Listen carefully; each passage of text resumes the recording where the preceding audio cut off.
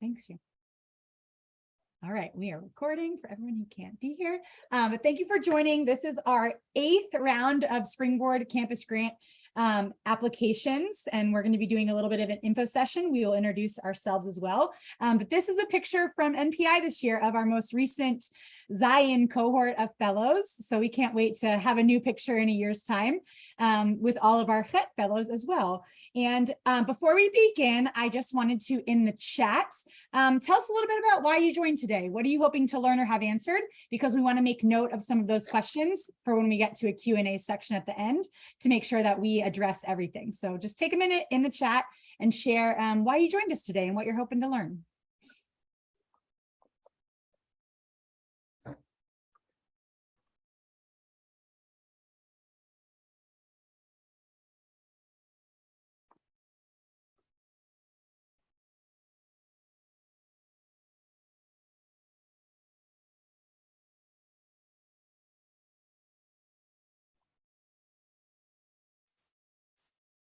All right. Thank you so much, Esther. Process, good. Absolutely. We're definitely going to give insight into our criteria for the application for sure. So thanks for joining so you can learn about that. Okay, we can move forward, Shayna. Here's our agenda for the next hour. We're going to do a little bit of an intro and framing and introduce you to Team Springboard. We're also going to talk about some trends and learnings that we've had over the past year. And we also have an amazing panel of people who are doing the work in the field with you all so they can speak to their experiences. So thank you all for our guests for joining us today. Then we're going to share a little bit of updates and changes that you might have seen from last year or previous years if you've applied for a Springboard grant. And then we'll have time for Q&A to make sure that we get all of our questions answered as well. But before we jump into that, we wanted to introduce ourselves. I will say, I know that us on the Team Springboard may be very new, and you all have been around a lot longer than some of the three of us. And you've probably even been involved with Springboard a lot longer than the three of us combined have been. I will say I'm on month 2 of the job. Shayna's coming up on her 1-year anniversary. But we're really excited to be in partnership with you all and with campuses that we end up offering Springboard grants to. So it really means a lot to us that you all are seeing and experiencing what is happening on the ground each and every day with students. So we want to be partners with you. We want to learn from you and be able to provide resources and support from you. So that being said, I'm Leah. Oh, whoops. Can you go back, Shayna, to the intro slide? Ooh, okay, there we go. I'm Leah, for those of you I haven't met. I'm new to the Team Springboard about 2 months, maybe a little bit more than 2 months as of July 1. I come by way of the education nonprofit world. And something that I wanted to share about what inspires me about Springboard, the program, is that this year we had at NPI with our most recent cohort that I showed you on the introduction slide, we talked about our intentions for the year. And this class of Springboard Fellows is really excited to build inclusive Jewish spaces on campuses. That was a theme that was trending. And that was really inspiring for me as someone who is a new mom. And I can't wait for my son to go on campus one day and be included as a Jew of color. So I was thinking about when he walks onto campus 18 years from now, what is the Hillel space going to look like? And I think the Springboard Fellows are kind of on the cutting edge of building those inclusive spaces alongside you all on campuses. So that's what inspires me about this program. And I'll pass it off to Shayna. Sorry about that. I hit the space bar earlier and it just flew through all the slides. So my name is Shayna Abrams-Kornblum. I use she, her pronouns, and I come from the higher ed space and also previously worked at Hillel in the field as well as a director of Jewish student life. I really love the idea that I get to absolutely just multiply my impact, that it almost feels like I get to have my hands in all of the work that the Springboard Fellows are doing, and hopefully, you know, inspiring them to do great engagement work on campuses and making sure that they're prepared and trained and have support systems to really put that in place, because I know how hard it can be to work on a campus. And my background is previously in higher ed, so I worked in different campus offices before working at Hillel. And that's really where my passion for working with, student leaders kind of came from. And that has then developed into, working with young adults who want to inspire student leaders themselves. So that's a little bit of my why. And I'll hand it to you. Awesome. Thank you. So my name is Anna Pajarillas. I joined the Springboard team in April of this year. I came from BBYO, working with the teens in the DC area on programming and operations. And what really inspires me about Springboard is, just like with BBYO, I love working with the young professionals and young leaders that join the program to dedicate themselves to engaging other Jewish people. Obviously, that's students on Hillel campuses. And I'm really looking forward to being a part of this process for the first full year of my time with Hillel. And I'm excited to work with you all.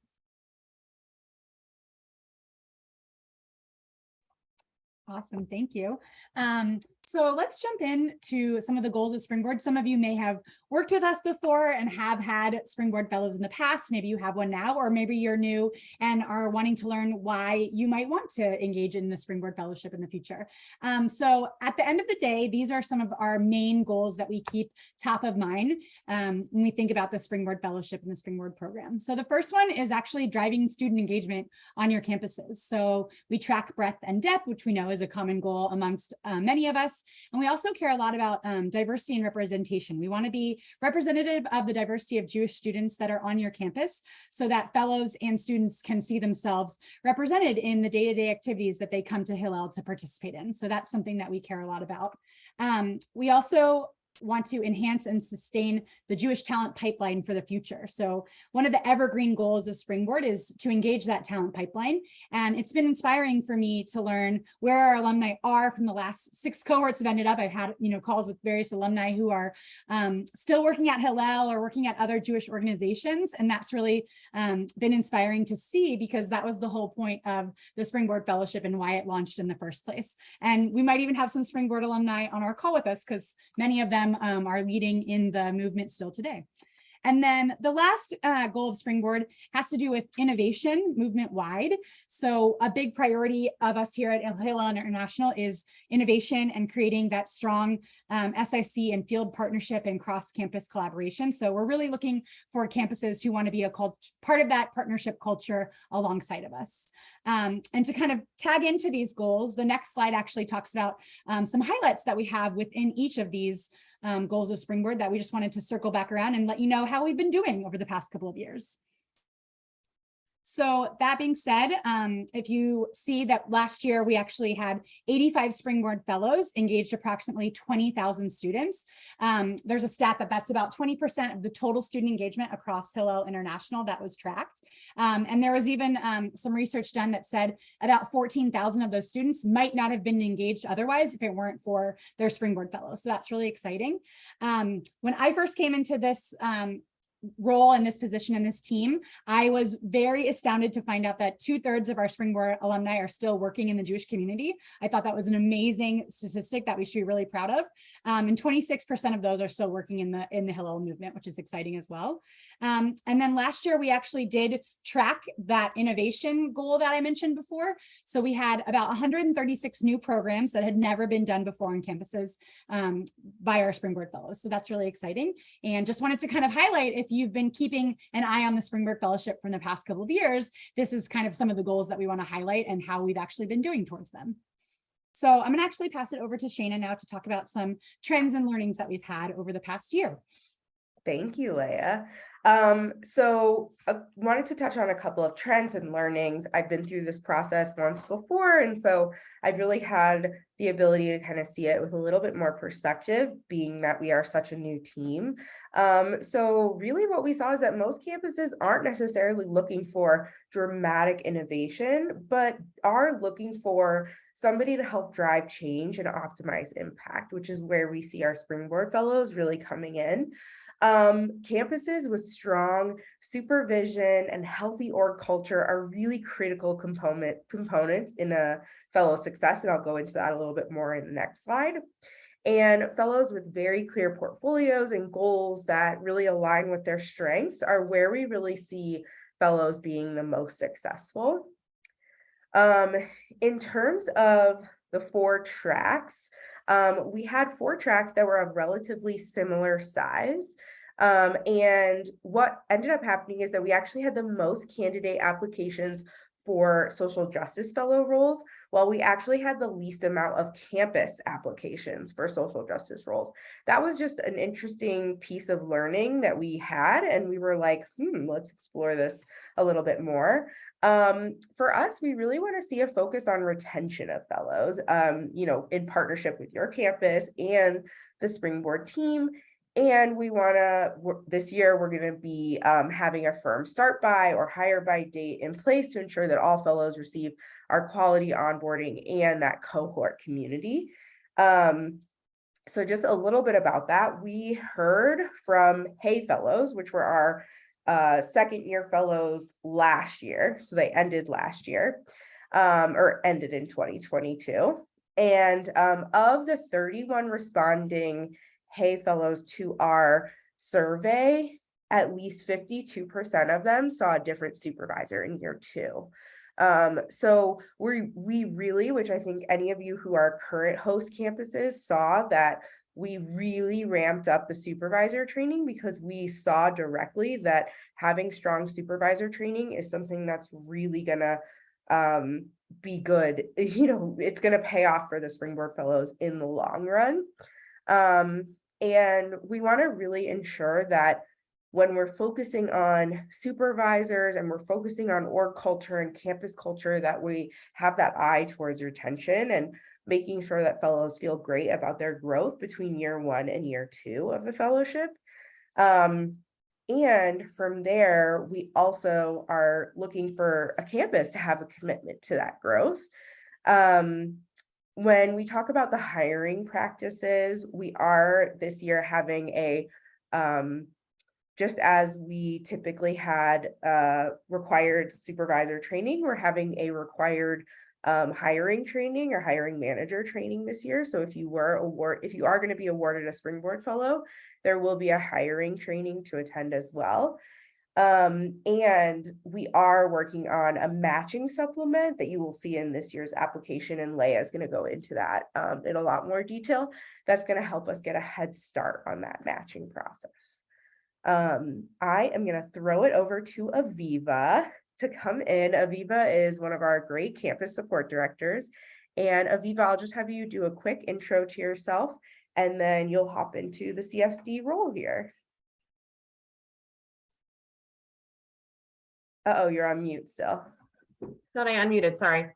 You Can good? you hear me now?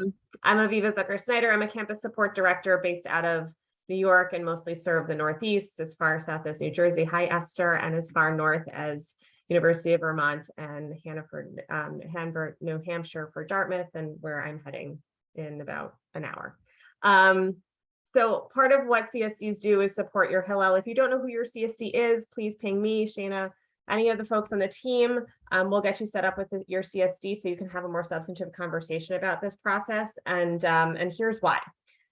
So campus support directors try to help make your job easier, which in this work is such a rarity, where something's easier as opposed to harder. I would say take advantage of it if you can.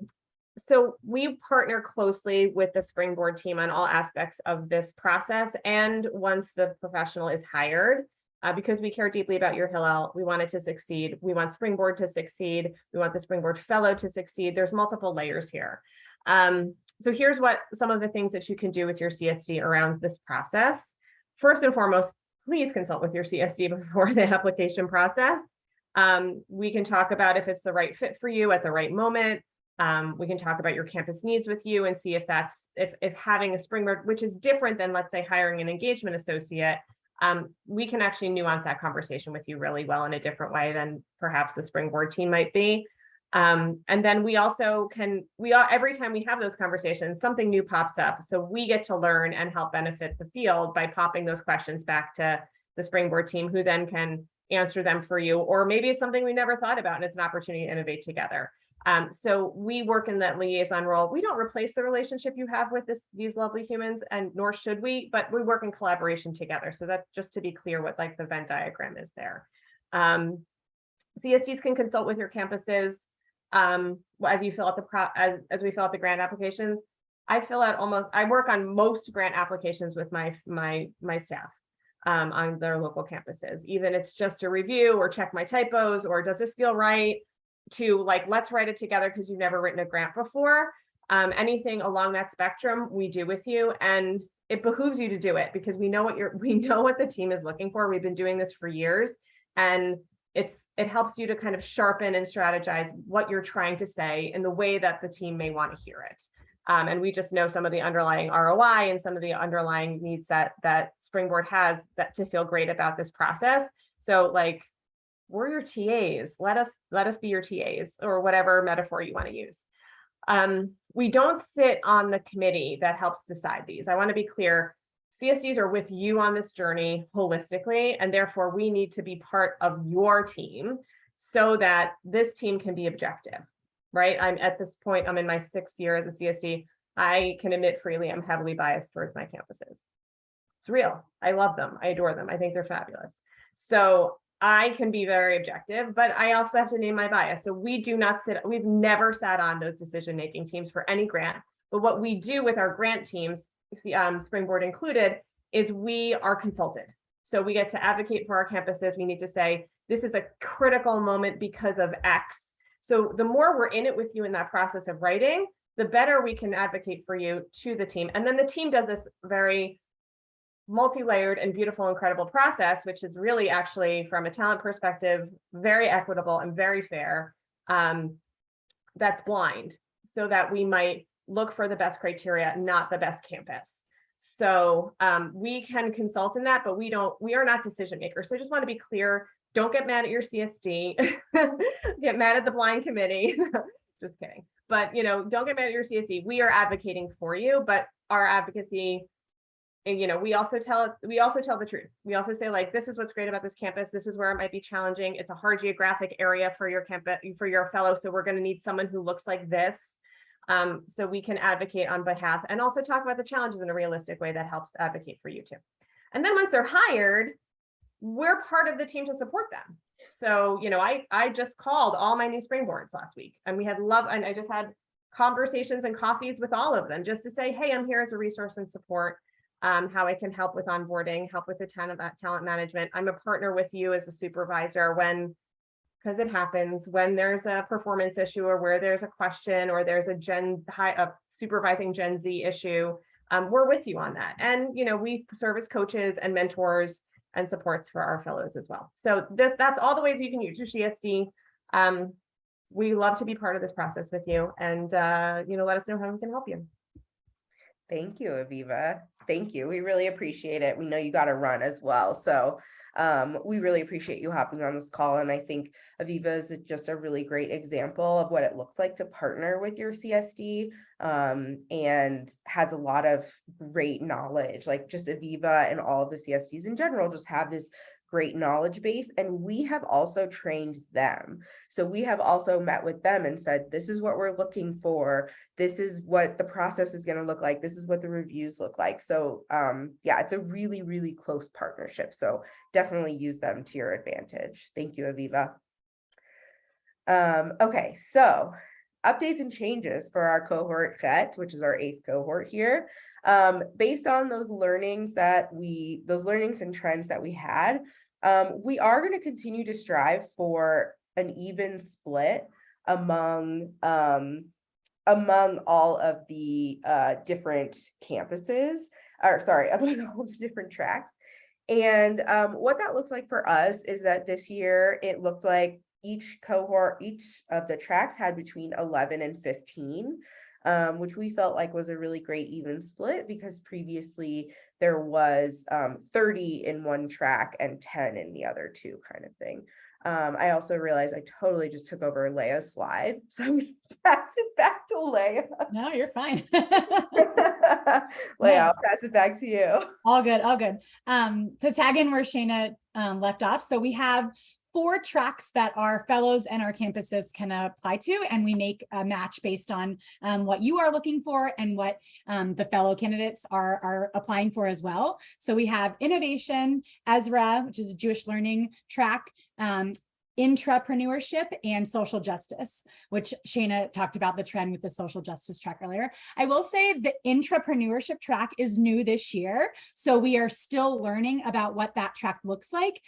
So we're going to continue to have that for another year so that we can have that full two-year cycle to learn about the nuances of intrapreneurship versus innovation. But Anna's going to put in our campus grant information and FAQ doc in the chat right now. And if you want to learn more about each of those tracks specifically, definitely make sure that you're reading through that FAQ doc so you can decide which track might be a best fit for your campus to apply to. And also, if you think that you could maybe make multiple tracks work, you can also indicate that in your grant application as well.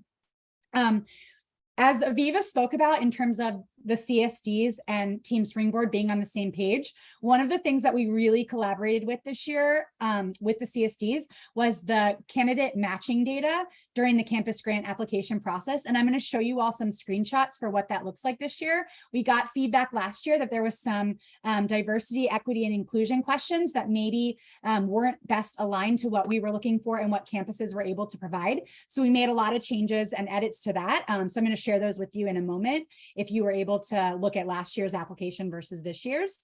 A change for our current cohort is also our ADA groups, which is our kind of peer support groups. And we have alumni, Springboard alumni leading those. And those are going to be based on similar campuses. So whether you are on a commuter campus or maybe a solo pro campus or have a big university presence, we kind of put our ADA groups to align with those so that our Springboard Fellows have other people to collaborate with across the country for similar shared experiences. I'll be really explicit with our Springboard salary. So when this program first started 7 cohorts ago, 40,000 was the Springboard salary. And just so you know, Hillel International, the Springboard program, covers half of that, and then you all cover half of that, which is one of the benefits to this program. But in order to remain competitive from 7 years ago to today, we have to up the salary of our cohort. So it's upped incrementally over the years. And if you read this in the FAQ doc, our minimum salary for our Chet fellows is going to be 44,000. So what that looks like is 22 from our end and 22 from your end, in addition to the salaries and benefits. And then also a cost of living increase. So we actually included a salary cost of living index in our FAQ doc. So if you maybe live in a city where you know you have a higher cost of living and you want to remain competitive for attracting the best and the brightest fellows, we might want to talk about how you increase that cost of living index as well. So feel free to put questions in the chat if you have questions about that salary requirement, and we can chat about those at the end. But I just wanted to be very transparent that we are continuing to try and remain competitive with salary. And so that means that we're going to be at 44 for our cohort, which is an increase from last year. An increase of only $2,000, by the way. So 1,000 from your end and 1,000 from our end.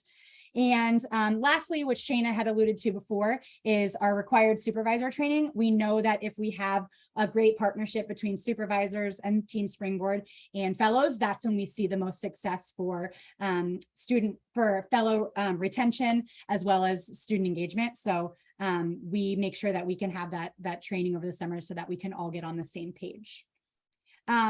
Okay, going to move on and allude to some of the matching supplements that I mentioned before. So these are some of the DEI questions that are on pretty general grant applications for Hillel International. So if you have these already, you can actually just copy and paste any of your DEI and inclusion statements or efforts into the grant application. I've copied and pasted these directly from the application.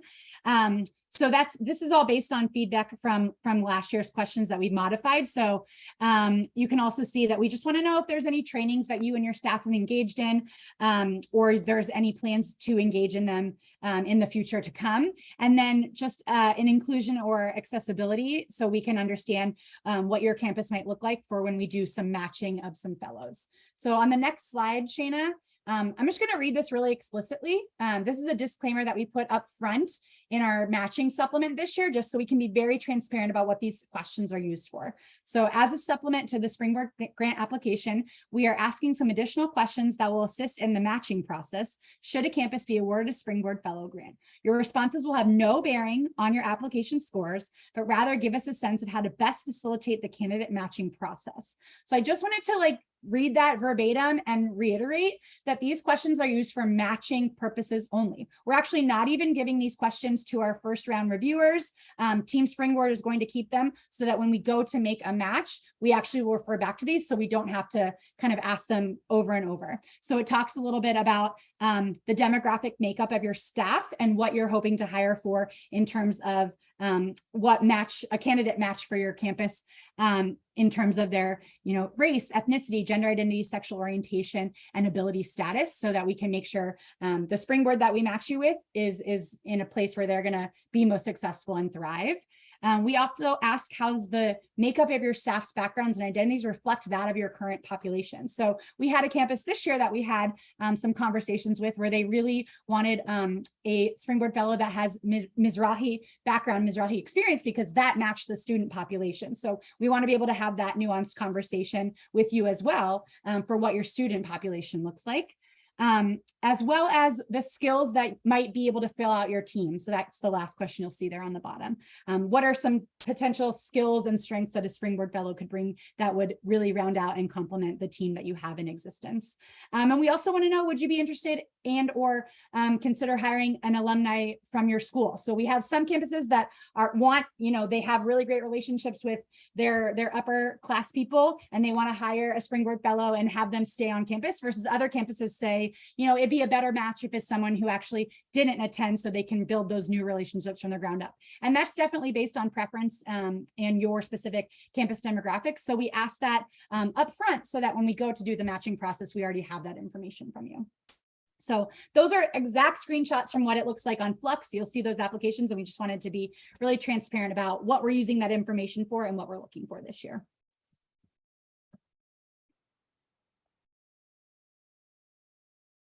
I think you're on mute, Shana. It takes my computer a minute to register where the unmute button is. So what we're looking to identify here, this is essentially what we call our selection criteria. These are the 4 main pieces that you would get scores on throughout the application process and throughout the review process. So we do a first round review that has no identifying information. We'll kind of go into what exactly the review process looks like in the next slide. But in general, these are the biggest pieces, which we've really mentioned most of them. Supervisor, right? We're looking for that strong supervisor, healthy org culture. We're looking for campuses that understand what it means to supervise somebody who's a Gen Z career professional, has the patience and growth for that new development, somebody who really has partnership when it comes to strategic alignment and partnership, right? Somebody who has partnership with the movement. So, commitment to our big talent pipeline and all of the things that we have prioritized here. And we're also looking for campuses that really have an appetite for appetite and desire for this newness and this change that usually comes with a Springboard Fellow being on campus. And the last piece is really track fit, right? So we want to see that your campus has a need for an Ezra Jewish education specialist, or a need for a social justice specialist, or a need for innovation or entrepreneurship specialist. And being able to articulate that helps us understand what's really going to be the best fit for your campus. Leah, I'll hand it back to you. Yeah, great. So want to be really open and transparent about what our review process looks like. This is in the FAQ doc as well. We have multiple rounds to ensure equity and the first round is actually, we remove all identifying information. So we have a number of people on our Hillel International staff, as well as some alumni as well, who are going to be doing first round application reads. And again, they will not include your campus name, will not include any staff member names. We'll actually make sure that all those identifying markers are removed in an effort to mitigate any bias and make sure that we have the most equitable process as possible. The second round review will actually be the Springboard core review team. Our Springboard team plus a few other key SIC professionals will actually review every single application ourselves and compare that to what our first round readers did. And this round will also do a financial assessment that we will get information from our measurement team. So we can also look at your board chair letter to make sure that you are financially in a place where this Springboard grant makes sense. And then in our third round, based on the data from the past two rounds, we'll determine who's going to get our initial applications. And we also might have some waitlist candidates if anyone if their talent strategy has changed and they maybe no longer are looking for a Springboard, we can bring some people off of the wait list if that's the case. And then last thing is our community consult, which we chatted with Aviva. We bring this all back around full circle, and we make sure that your CSD team is very aware of exactly what decisions were made and why, and be able to solicit feedback from them regarding the awards process. And then we also take it to Adam and Sherry, our new COO, and the rest of C team for their approval before we share it outward with everyone who will be receiving a grant this year. So it's a very long process, but we hope that it means that we can be as equitable as possible and make sure that everyone has a fair and equal shot, regardless of your participation. If this is your 8th time applying for a Springboard Board Fellow, or if this is your first time.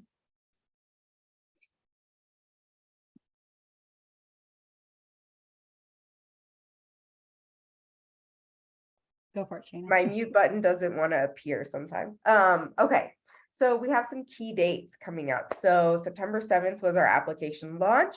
Today was our campus info session, and down the line, which is what we're on right now, down the line, we're also going to be hosting some Springboard office hours. So that will be available to you should you have a question or a specific application question that you want to run by us, or anything related to the fellowship that you want to have, FaceTime with our staff about.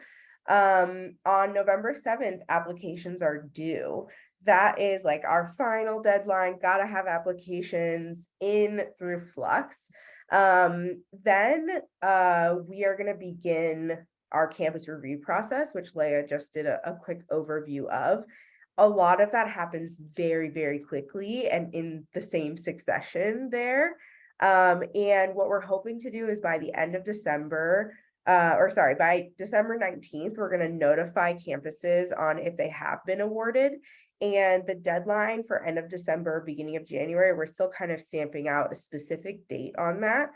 But that is to get a confirmed yes from any of the campuses awarded. Those emails are very simple. It's very much just a reply yes to this email and we'll count you in. It's not anything in terms of the formal campus grant agreement or anything big or specific like that. You would get an award email and just need to reply yes for a confirmation. And then by about January 15th, we're hoping to launch our candidate application, which is also very exciting. We are, geared up and ready for all of this. So we hope that, you find comfort in seeing this big key dates laid out for you, and feel free to add them to your calendars as well. Next up, we're going to hear from some campuses. We invited 3 campuses to come on and speak about their experiences applying for Springboard Fellows and filling out the application themselves, and why they did what they did. So first, we're going to welcome an Innovation Host campus. We're going to welcome Carly from Illini Hillel to speak first. Then Carly's going to popcorn it over to Aaron Kaufman from Penn State Hillel to chat about being an entrepreneurship host campus. And then Erin is going to popcorn it over to Jillian to talk about being a social justice host campus at Syracuse University. So take it away, Carly. Perfect. Hello, everyone. Shayna, if you're comfortable with it and to stop sharing your screen, I'd love to see everyone, if that's a possibility. I always just feel really awkward when it's like I'm only seeing 4 people and I have no idea who else is on the screen. So hello, everyone. I'm Carly. I am the assistant director at University of Illinois.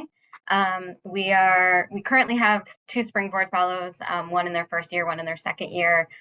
And we've had, I think, a Springboard fellow every year except the second year. But we've been hosting Springboard fellows for a while. And I have a few questions that I was asked to answer, so bear with me. You get me first, so the awkwardness of me, so welcome.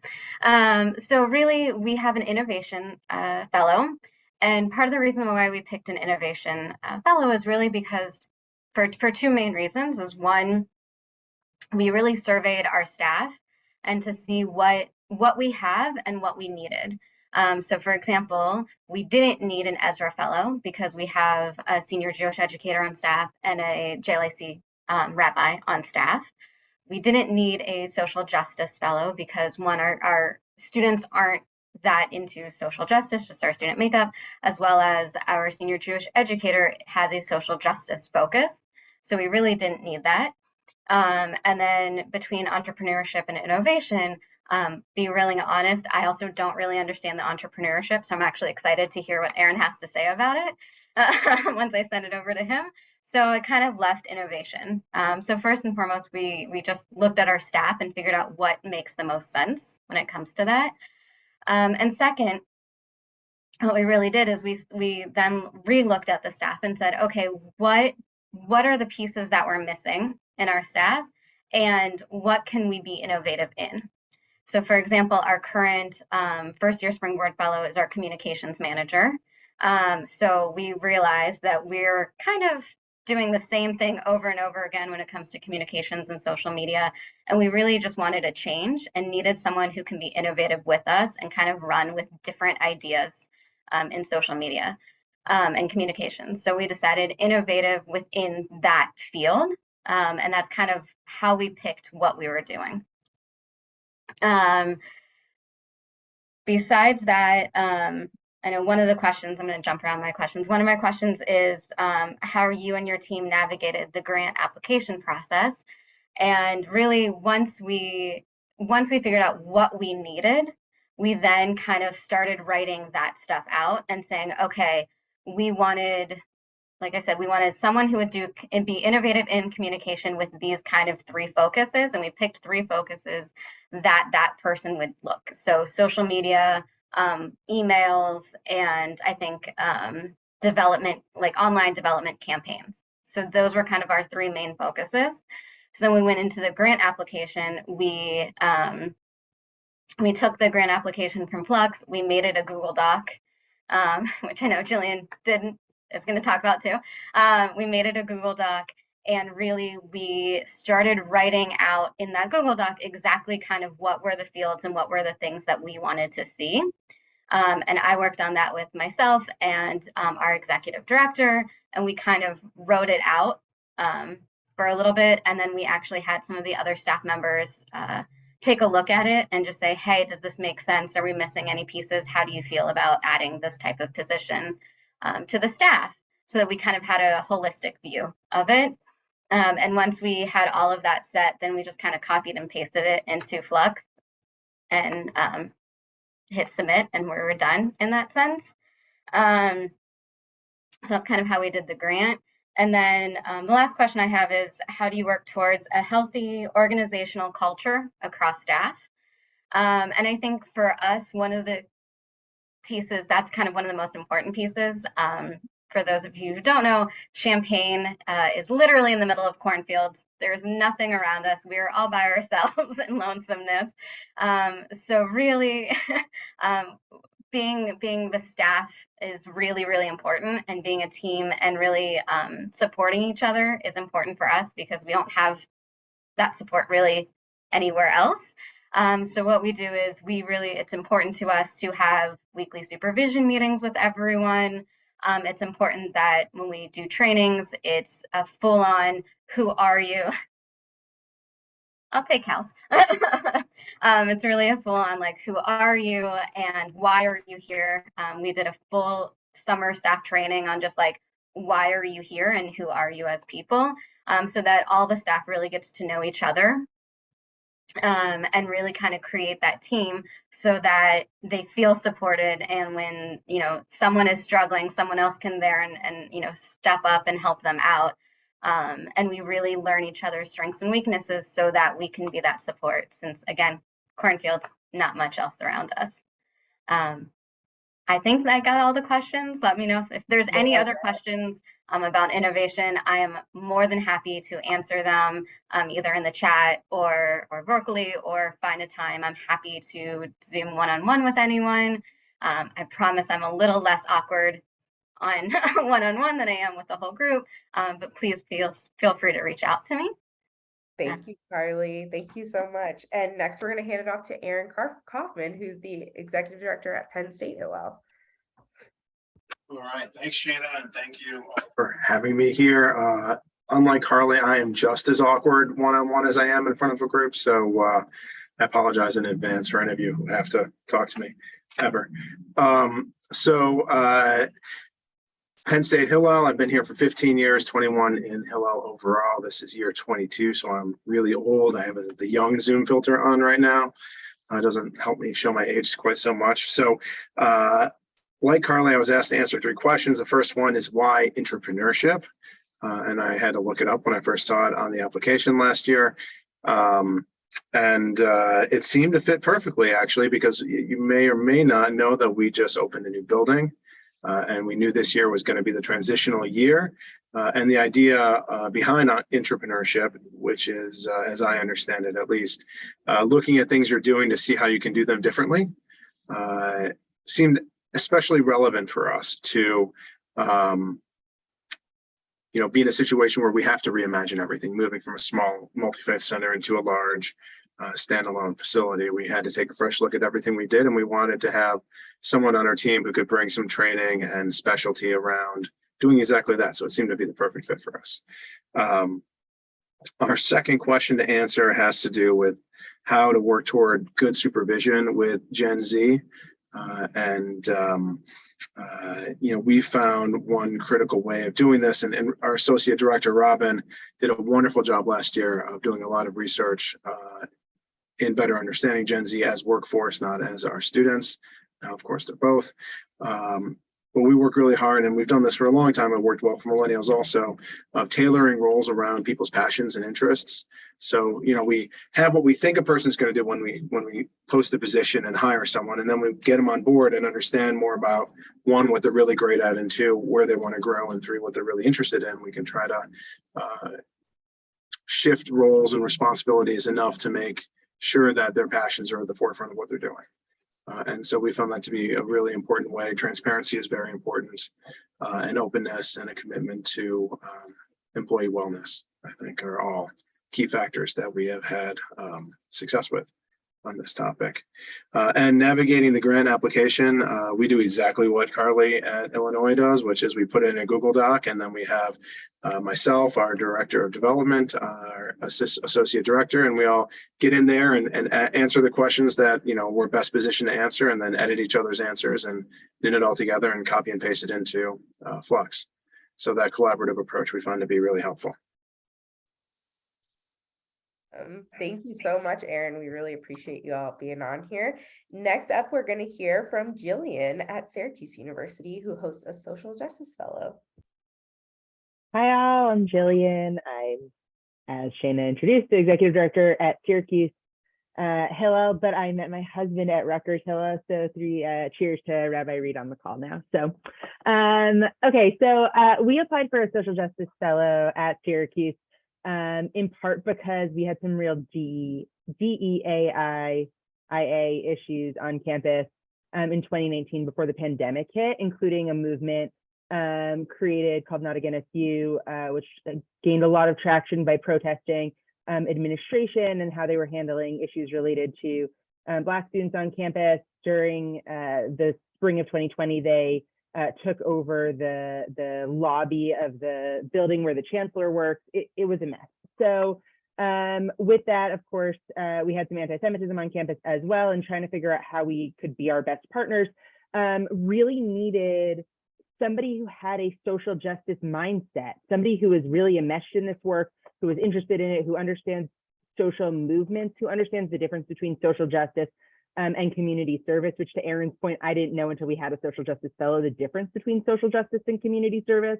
They're not the same thing. Our social justice fellow does both of those things, but essentially striving to make the world a better place, and something that I care a lot about, but don't have a lot of time to do in my current role. So that is some of the why. We needed somebody who was focused on this stuff, who understood what was going on more dynamically, and also that we really needed staff attention. We needed a staff person in the role of constant communication and liaison with other student groups on campus as well. So that's kind of our why. We also got 3 questions: why, what, and how. So our what, in terms of what our social justice fellow has brought to the table, she has been in charge of all of our Wellness Week initiatives, everything from how we take care of ourselves and our students take care of themselves, to incorporating community service projects and events into that wellness initiative space that really can't take care of others until you have yourself taken care of as well. Volunteer opportunities. Students at Syracuse need tons of community service hours. I know I said that social justice is different than community service, but we have tons of programs that need hours. And so Shayna coordinates and helps, coordinates and communicates opportunities to students and helps get them set up in those ways for that. She also has really increased the amount of partnership work that we're doing around formerly Challah for Hunger, now Nazoon, because students want to get down and bake together and have a good time. And so she's really helped to steward that along a lot better. And then she has been the staff driver of our partnerships out in the greater community. So I guess this is part of the why. And the what is at Syracuse. I joked to Erin in the side chat that we've got apples, if they've got cows, and Illinois has corn, we've got poverty. So Shayna has been really helpful. I think Syracuse is the 9th poorest city in the country. So Shayna has been really helpful in getting folks to the food bank and to the rescue mission and to doing all sorts of work in the community, which also helps us with our university relationship, because Syracuse University is really passionate about having, we're a private institution in a very poor city with very wealthy students for the most part, not everybody, but a lot. And so really helping with the image is all of that is part of our why and our what. And then in terms of the how, the spoiler alert that we coordinate on our Google Doc together. And then we also, we knew what we were looking for. We said these are the things that we need. And so we put that in our application, worked very closely with Aviva Zucker-Snyder, who's our CSD, to get our application clean and to address the needs of the committee that would be looking at our stuff. And then I would say finally is that we actually applied also for an innovation specialist. And so I'm not in the back end of the committee, but I wonder if if you were to look at our application, our social justice application really is bolstered by our innovation as a second choice. So that's our staff. Awesome. Thank you all so much for being on this. I hope that everyone was able to see that there's some common threads, right? Throughout how they were doing their applications and how each of the campuses went through and really identified what is it that we actually need if we were to envision what this fellow would be doing. And thank you all for being really great examples of what it looks like to be great partners to the Springboard Fellowship and to us in coming on this call. So thank you for that. I'm gonna Can I add something to that? Oh yeah, of course. Thank you. Sorry, I wrote it down and I totally forgot about it.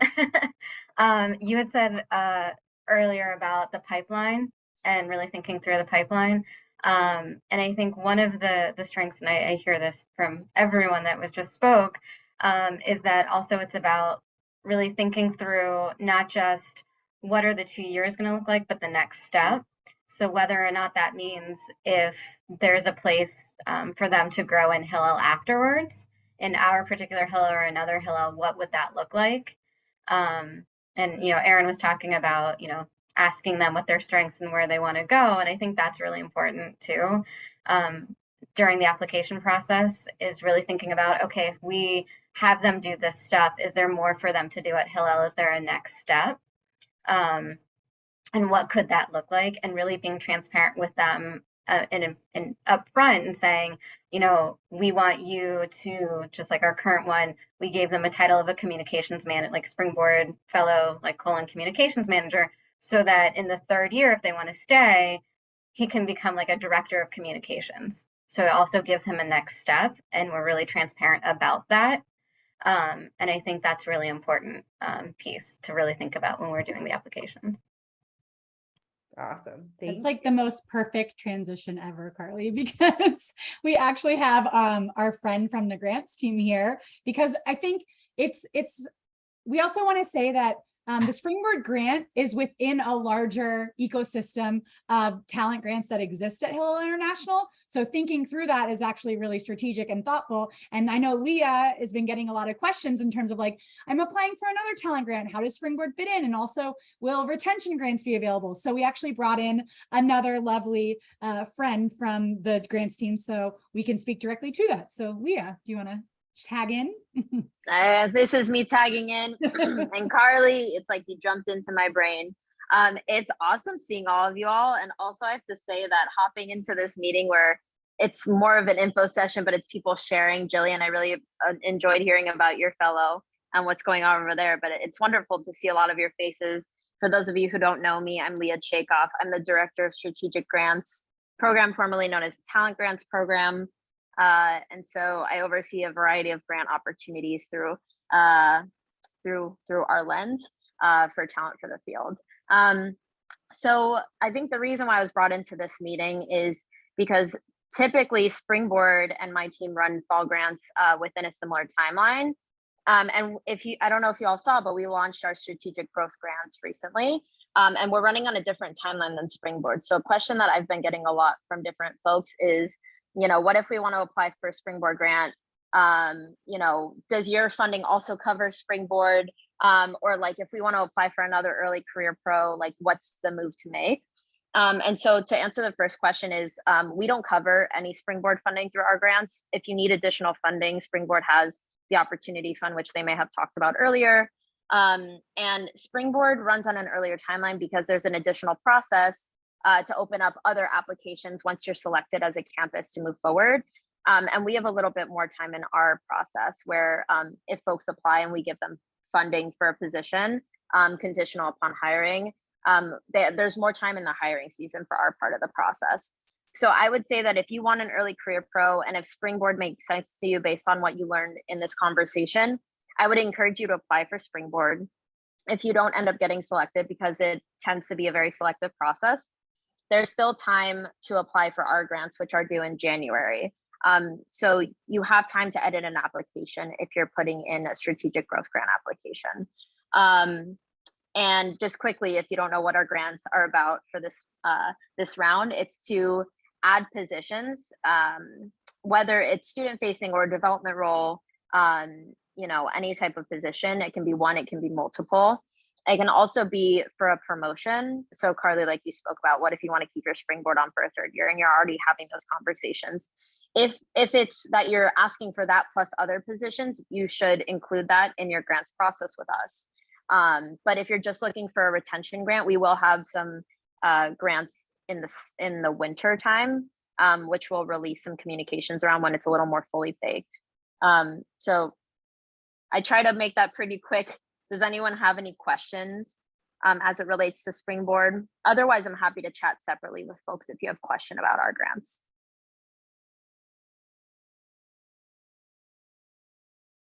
No, cool. Okay, if you do have questions, feel free to reach out to me. I am readily available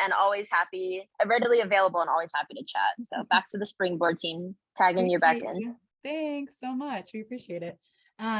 Yeah, so we actually collected some of your questions from the top of the call and do want to open it up largely if there are any that have come up throughout this process.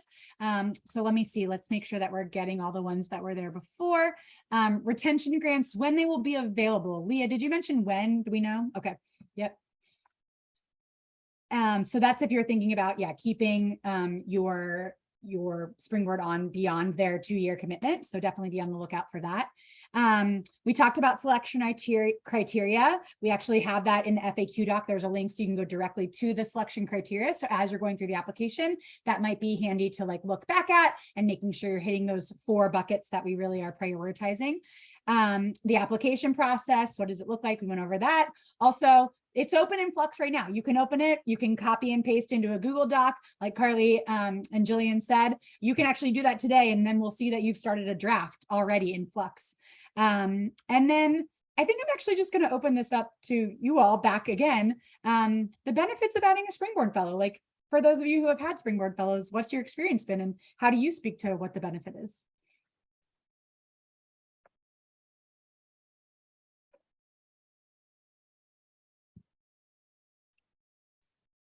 Well, a number of people before were talking about the makeup of your team. So it depends on the makeup of your team, but it's nice to have an early career professional who is close in age to students who can help us, like Aaron and I, the veterans here, to have a direct connection between our staff and students generationally.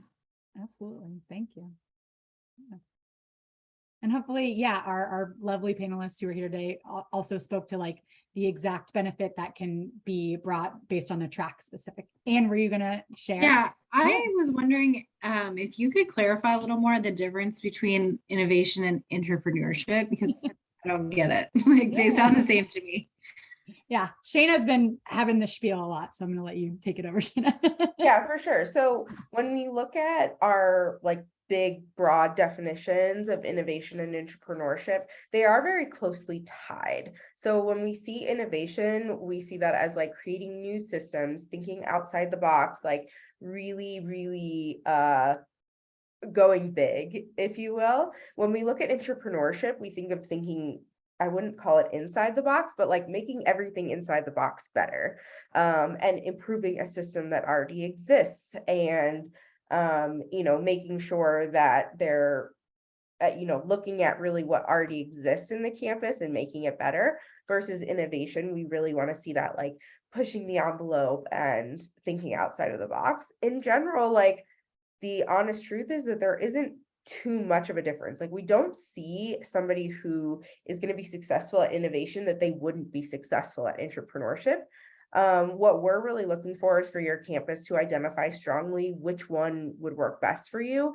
And I think Aaron can speak to this as well. I believe Penn State applied for an innovation and an entrepreneurship specialist. And that's not to say that they wouldn't be well fitted for an innovation fellow versus an entrepreneurship fellow, but it also comes down to what we would identify as like where they scored most, or what our selection committee and what the selection criteria best fits with. So it's not necessarily like a ding on you to apply for both an innovation and an entrepreneurship specialist, but we want to see that you can really articulate what you're going to need from that. Thank you, Carly. Yeah, and the training is all really focused on, design thinking, human-centered design, how to engage students best. But I think, yeah, to Shayna's point, it's like thinking about, do you really want to be like really out there with new ideas outside the box, or you're like, let's just improve upon what we already had? That's kind of like what you need to think about for the variation. But the training is very similar. So cool. I know it's 4:00 on the dot. I will stay on to answer any questions that people still have. I know some people have to jump for other calls. But yeah, I'm here if anyone wants to get any questions that maybe didn't get answered. Otherwise, thank you for joining us, and we're really appreciative of your time today.